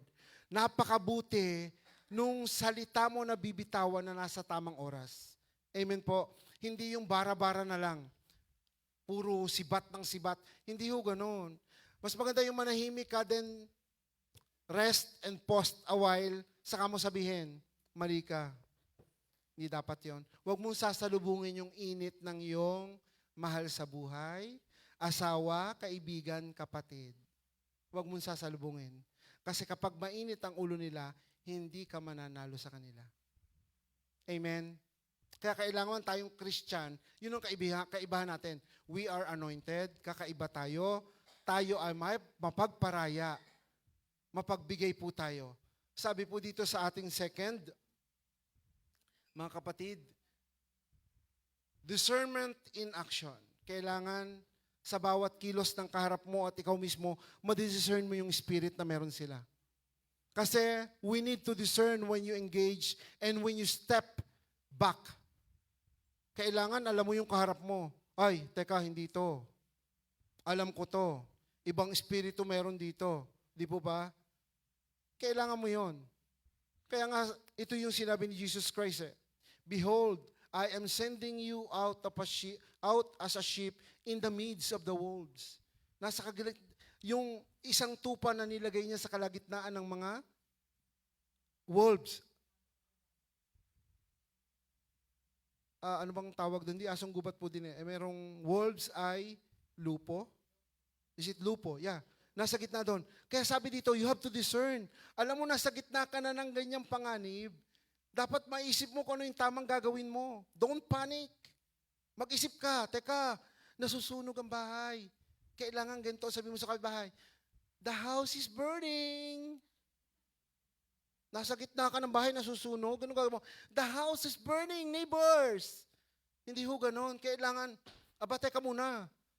Yun ang gusto ng Panginoon. Kailangan, witi ang utak natin sa lahat ng bagay kung saan ka dinala. In every situation, trials, sa buhay natin, alam mo kung paano kalalabas dito. Amen po. Amen. Meron po tayong application dito. Our application po ay ilan lang to? Tatlo. 4 po ba to? 4. Ito po yung mga application na tayo as a Christian na pwede natin gawin kasi ang topic po natin ngayon, napakabilis ng panahon. Nung isang taon, sinabi mo lang na kailangan magda-diet ka na. Ang tanong ngayon, payat ka na ba? Sagot. Hoy ako, payat na ako. Di ba marami tayong pangako every New Year's resolution natin, no? Darating yung New Year natin. Sabi dito, pinakamagandang maggawin, journaling about the current season wheel of your life and what you're learning. Kung ano yung natutunan mo, put down sa mo, gusto ko tong araw na to, ito yung nangyari. At least may babalik at babalikan ka. Kasi even the Bible said in Joshua 1:8, kailangan natin bulay-bulay ng salita ng Diyos kasi makakalimutin tayo. Kailangan nating aralin, kailangan nating tandaan yung mga bagay na nangyari sa atin kasama ang Panginoon na makakatulong para tayo mag-grow sa buhay natin. Ganon din sa pamilya natin. Ngayong taong to, Mama Mia, nag-evaluate ka ng inyong expenses, evaluation mo for the whole year. Ay, grabe, expenses ko. Ang sweldo ko, 32,000. Taas ang kamay. Ang dami, no? 32,000. 24,000, ang dami pa rin. 2,000. Okay, palagay na natin 17,000 ang sweldo mo for whole year. Pero yung expenses mo, alos umaabot sa break-even. Alam niyo po yun? Okay lang kung yung 10% ng 1,007, bigay mo kay God kasi umaasa ka sa blessing kay God. Nagets niyo po ibig sabihin? Pero yung 17,000 tapos yung expenses mo ay 16,500 na wala ka namang kaganapan sa ilalim ng templo ng Diyos, walang kwenta. Wala talaga. Sinasabi ko po to sa inyo ng totoo na kapag hindi kayo naging kabahagi ng buhay nyo sa ilalim ng templo ng Diyos, I'm sorry to say this, sa mga bagong nakakarinig kung bakit ganun kasakit si Reb magsalita, kasi totoo to. Lahat ng sinabi ng mga propeta at sinabi ng laws in the Bible, in the Old Testament, hindi yan inabolish ni Jesus Christ. Pinulfill niyan lahat yan, nakasama yung puso natin. Gawin nyo to nang galing sa puso nyo. Sumunod kayo nang galing sa puso nyo. Amen? At yung mga bagay na ginagawa nyo, sabi sa number 2, reflecting on times when God's timing worked out of your life. Mananalamin ka na lang, babalik-balikan mo na lang itong mga bagay na to na nangyayari sa buhay mo because God's timing in your life, kumikilos ang Diyos. God provide. Nag-harvest ako, God gave me everything. Lahat. Tinulungan ako ng Diyos. Di po ba? Nire-reflect mo na lang every season of your life during the first time na nakakilala ka sa Diyos. Ngayon, testimony, testimony, testimony because God works in your life. Yun yung reflection natin. Paano kung hindi tayo makapag-reflect at wala tayong i-reflect sa atin? Ano yung pinagdaanan natin? Di sayang lang yung oras.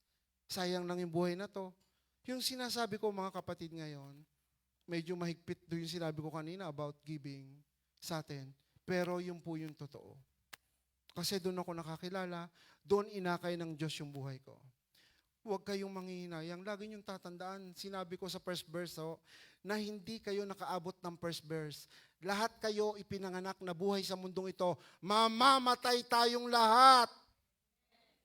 Laksan nyo kung naniniwala kayo. Mamamatay lahat tayong lahat. At lahat tayo may papupuntahan o may patutunguhan. Amen? Hindi tayo mananatili lang dito sa mundong ito. May pupuntahan tayo. At yung pupuntahan natin, ang hindi natin alam kung saan tayo mai-align. No one knows. But surely, if you believe and follow Christ and God alone, surrender your life, and purely naniniwala ka at nananampalataya at sumusunod, there is a place for you na ibibigay ang Diyos.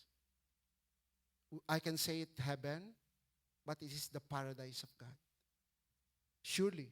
Sabi sa pangatlo dito, seeking balance in your life. Hanapin natin kung paano babalansihin natin. Katulad natin mga Christian dito, every Sunday I have to go to church, Saturday I have to go to prayer meeting, meron ding Tuesday, meron ding Thursday. Mabalance mo. May trabaho tayong lahat. May pamilya tayo, may anak tayo, may pamilya tayo. Pero wag gugol ang buhay mo, wag dumuubusin. Magbigay ka ng oras para sa Diyos. Lahat ba kayo naniniwalang may Diyos? Oy, bakit ganyan? Bakit ganyan? Kailangan may panahon pa rin tayo kay God. Hindi yung 20 lang kami kahapon. Bakit?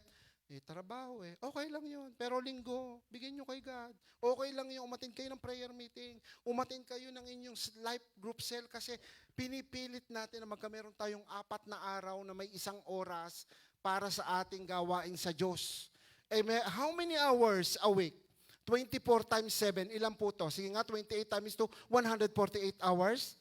Ang hihingin lang sa atin, 4, 5, 6, 7 hours.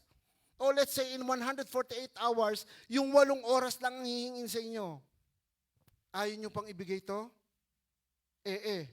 Kainaman na. Ang mga kaibigan nyo nga, maka-invite sa inyo ng 1 araw, simula 6:00, sa amin ka mag-dinner. 1:00 na hindi pa nauwi. 8 hours na naubos, di pa nauwi. Anong ginagawa? Madaling araw na, sumba pa ng sumba. Teka muna. Guys, sorry to say, pero ito na yung panahon. We're in the end times. Nasa huling panahon na tayo. Amen po. From Adam to Abraham, 2,000. Another 2,000.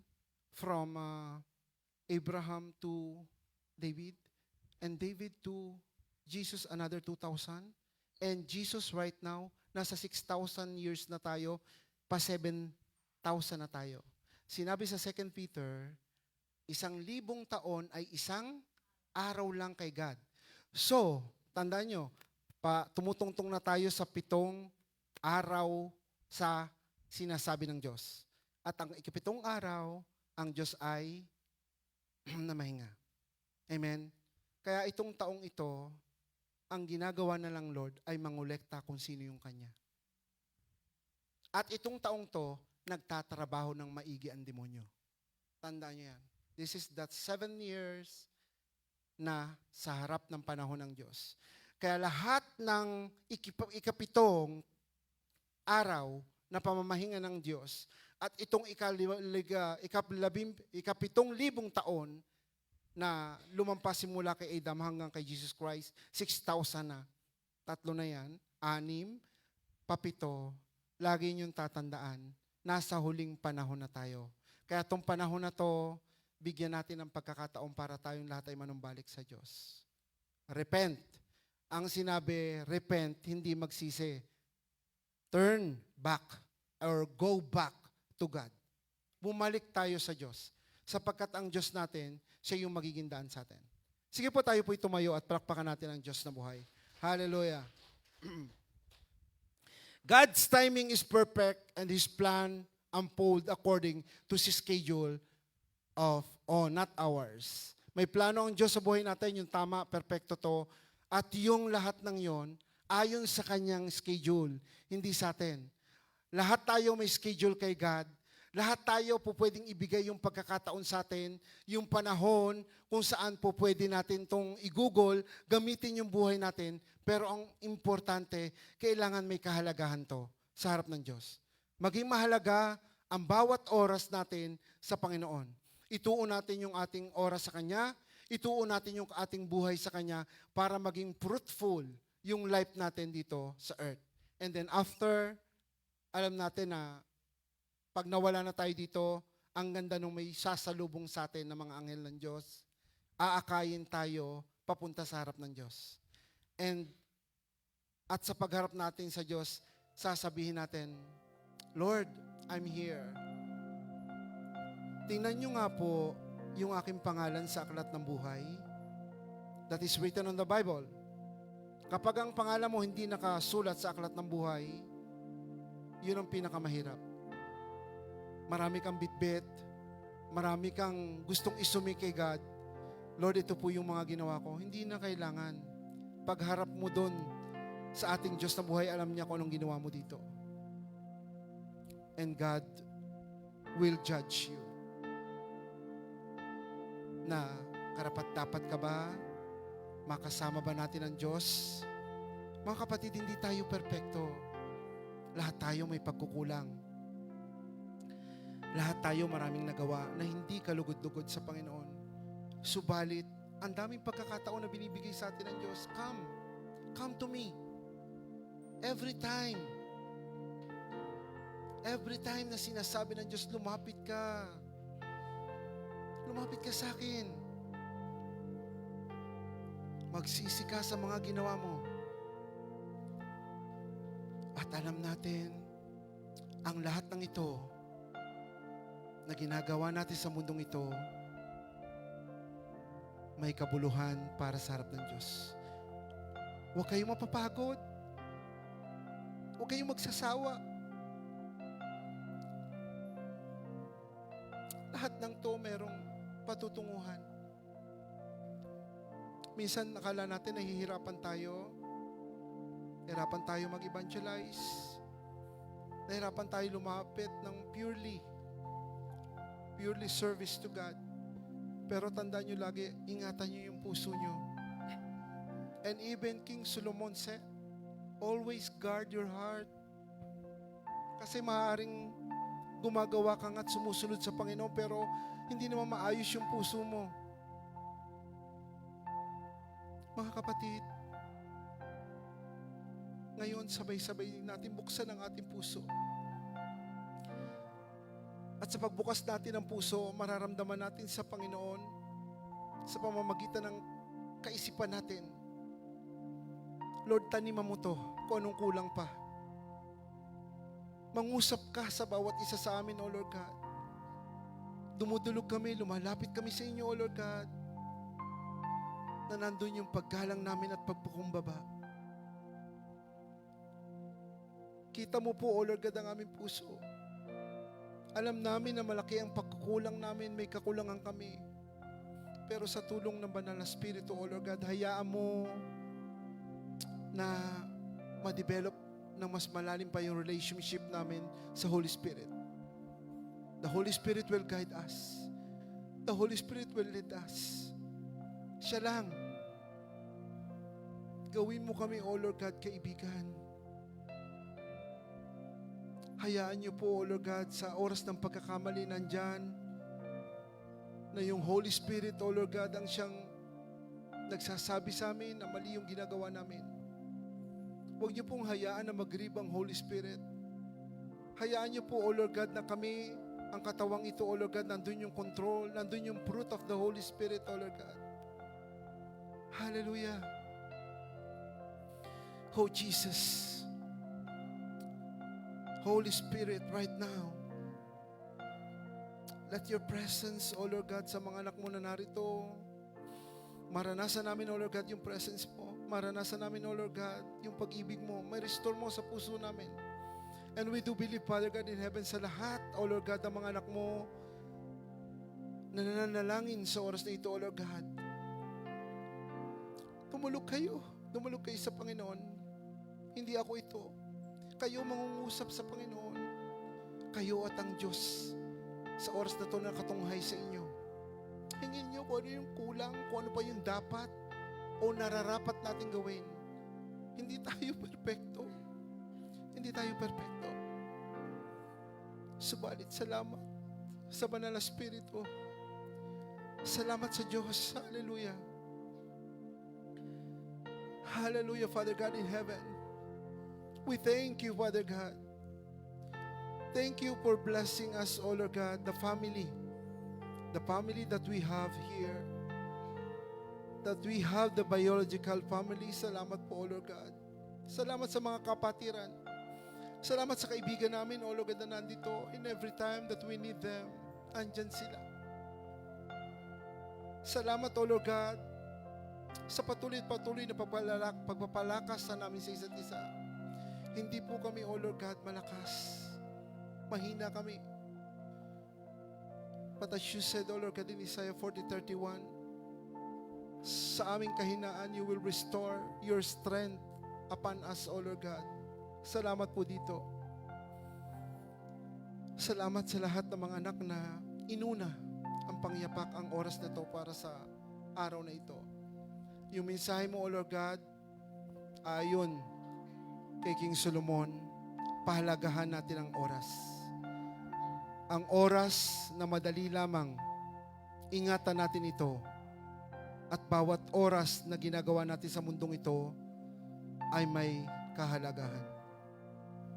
Lahat ng ginawa mo sa mundong ito ay siya magiging daan para marating natin ang paanan ng Diyos.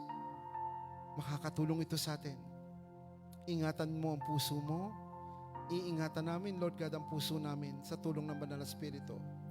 And we do believe, Father God in heaven, sa araw na ito, Father God, yung word na iniwanan mo sa amin through the life of King Solomon, simula sa oras na ito at sa araw na ito, bawat oras, pahalaga namin at magbibigay kami ng oras para sa inyo. Salamat po, Father God. Lord God, minsan pa, sa lahat ng prayers ng mga anak mo na narito, sa lahat ng declaration ng kanilang mga labi, silyado po ito ng banal na dugo ni Kristo, and we give you the highest praise, thanksgiving and honor. In Jesus' name we pray. Amen. Dadako po tayo sa komunyon, mga kapatid. Hallelujah.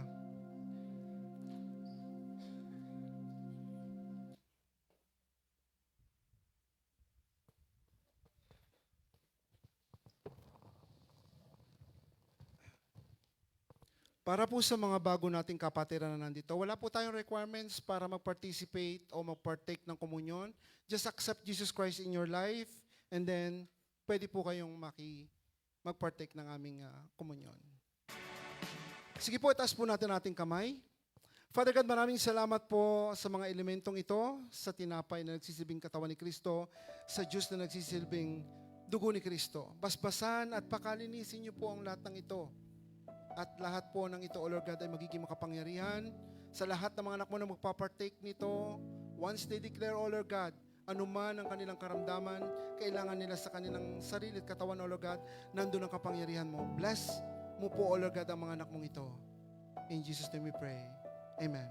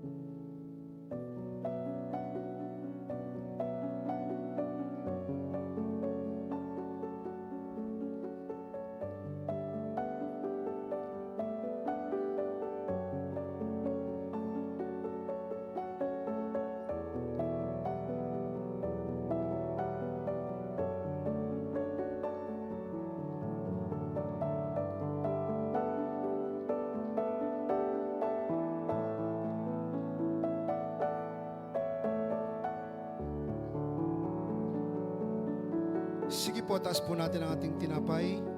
At dumampot siya ng tinapay matapos magpasalamat sa Diyos. Kanyang pinagpira-pirasot, ibinigay sa kanila. Sinabi niyang, ito ang aking katawan, ibibigay sa inyo, gawin niyo ito bilang pag-alala sa akin. Salamat sa kanyang katawan at patuloy tayong nabubuhay. Let us partake.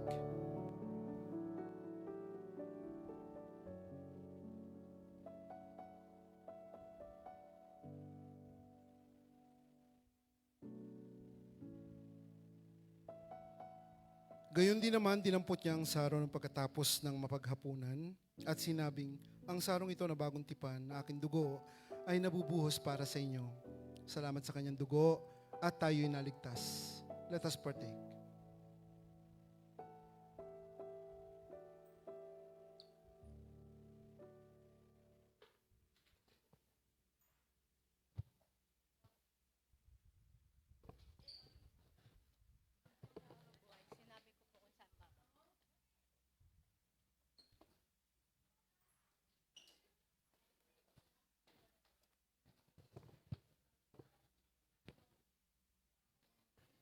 Dadako po tayo sa pagbibigay.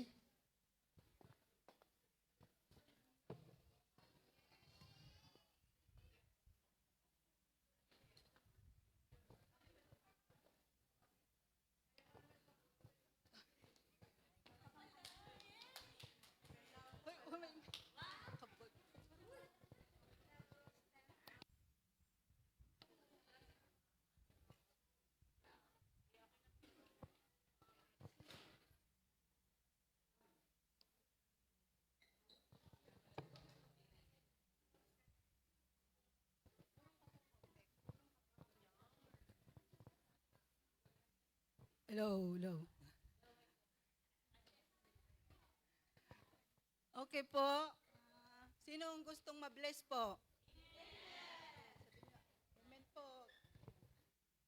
Ako yun, gusto kong ma-bless. Sabi nga ni Rep, pag nagtanim ay aanihin. Kumbaga, ibabalik din ng Lord ng siksig, liglig na umaapaw na pagpapala. Basahin ko lang po yung verse. Sabi, 2 Corinto chapter 9 verse 7. Ang bawat isa sa inyo ay may magbigay ng ayon sa sariling kapasyahan, ng walang pag-aatubli at hindi sa pilitan dahil mahal ng Diyos ang mga nagbigay ng may kagalakan. Amen po. Kumbaga pag magbigay, kumbaga nasa puso ang pagbibigay. Hindi napipilitan. Manalangin. Itaas po natin ating kaloob, hawakan po natin. Okay po. Lord God, kami lumalapit sa iyo at nagpapakumbaba. Salamat po Lord sa pagmamahal sa bawat isa. Salamat po sa patuloy nyo kaming inaingatan sa aming trabaho. Lord, naway po, salamat sa patuloy kaming pinagpapala sa bawat isa, Lord. Lord, I pray, Panginoon, na ang magbibigay, ibalik po ito, siksik-liglig na umaapaw na pagpapala. At sa mga hindi rin po magbibigay, i-bless din niyo po sila, Lord, para susunod makapagbigay po sila. Salamat po. Ito ang aming dalangin sa pangalan ni Jesus. Amen.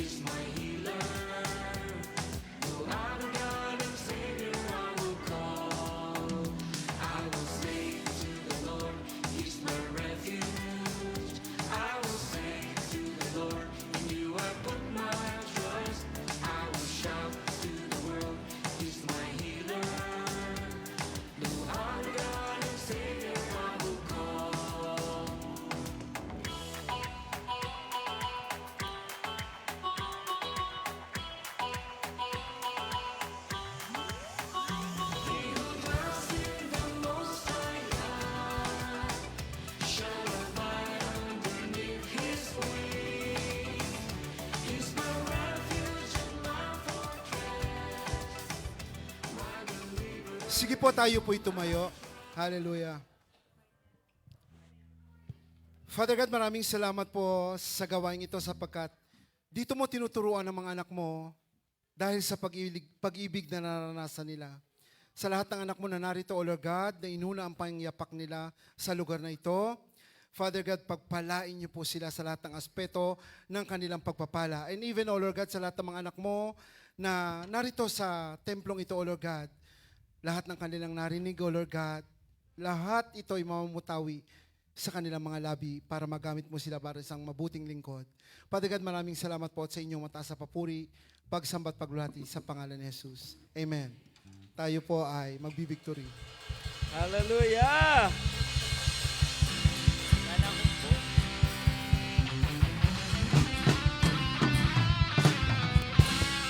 Sino po ang na-bless sa araw na ito? Papalakpak at sisigaw ng hallelujah! You are worthy, Lord God!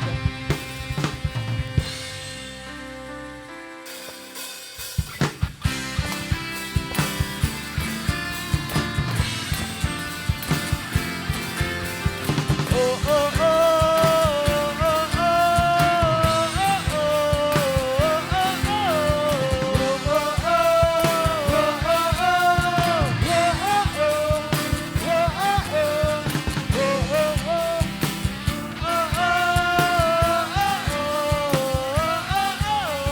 This is the day you made, so I'll rejoice and be glad, rejoice and be glad in it. This is where I believe you are more than enough for me. So I'm faithful to your promise. You are strong when I am weak.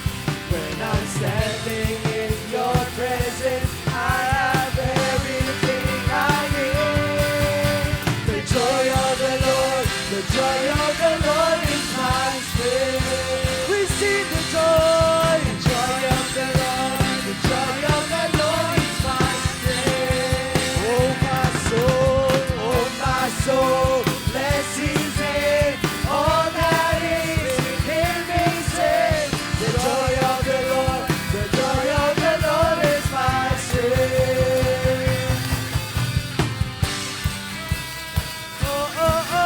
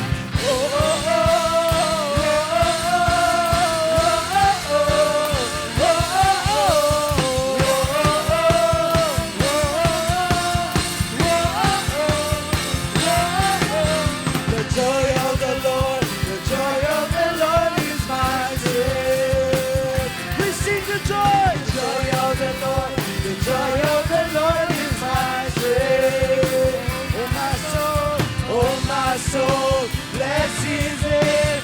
All that is within me say, oh my soul, bless His name. All that is within me say, oh my soul, bless His name. All that is within me say, the joy of the Lord is my strength. Oh, oh, oh.